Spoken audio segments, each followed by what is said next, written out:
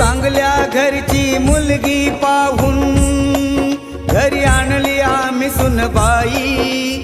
रोज नवऱ्याच्या कानात सांगते मी एकत्र राहणार नाही. शिंगाला दोरी बांधून तिने,